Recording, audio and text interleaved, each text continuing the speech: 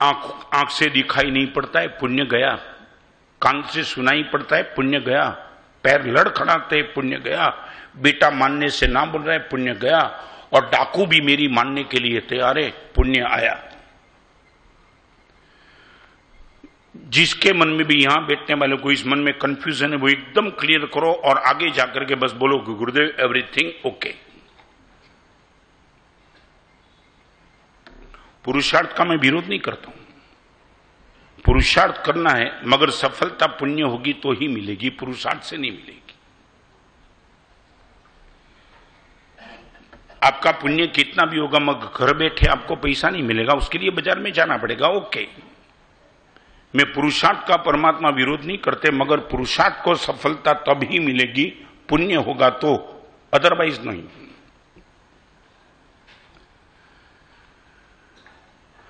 हो गया concept clear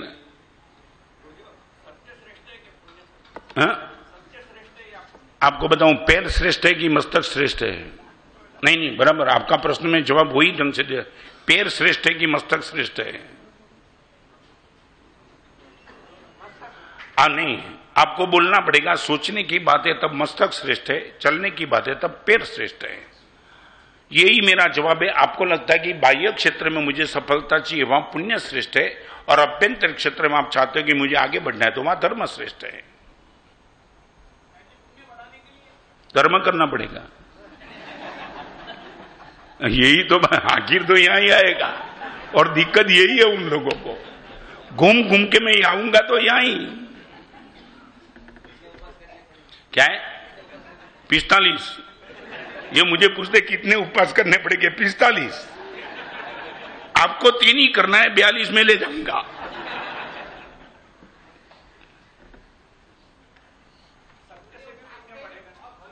हाँ, सत्य से पुण्य बढ़ेगा गारंटी के साथ, मगर वो सत्य के साथ दोस्ती माने आग के साथ दोस्ती है, ये मामूली मत मानना।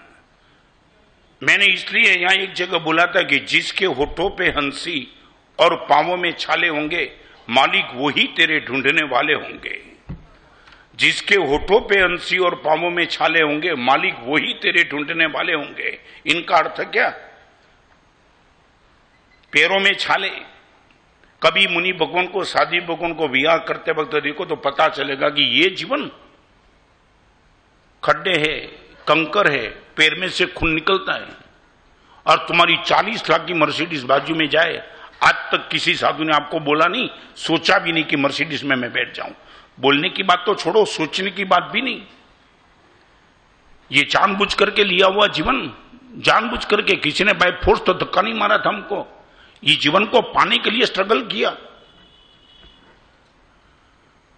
49 की डिग्री में जब दिल्ली में था तो लोग सुप्रीम के जस्टिस मुझे मिलने के लिए आए थे। महाराज साहब, हम आपके दूसरे जीवन को देखे या ना देखे, मगर हम नमस्कार करते। दिल्ली में महाराज साहब, रोज तुम 3 बार स्नान नहीं करो तब चेहरे पे मुस्कान नहीं आती। महाराज साहब, 49 डिग्री की गर्मी में तुम 5 मिनट बाहर निकलो एसी के बिना, थक जाते। महाराज साहब, एक एक दिन में 3-3, 4-4 बार स्नान, और आप बोलते कि मैं 42 साल से स्नान नहीं किया। गुरुदेव बस ओके, यही नमस्कार करने के लिए मेरे पास जबरदस्त ये ताकत। 49 की डिग्री में जहां पसीना पसीना निकलता है, रात को नींद नहीं आती है, 12 बजे तक साधु हम घूमते रहते थे, और वहां भी चेहरे की मुस्कान। हमने ये नहीं लिखा कि दिल्ली कहां आ गए, ओके।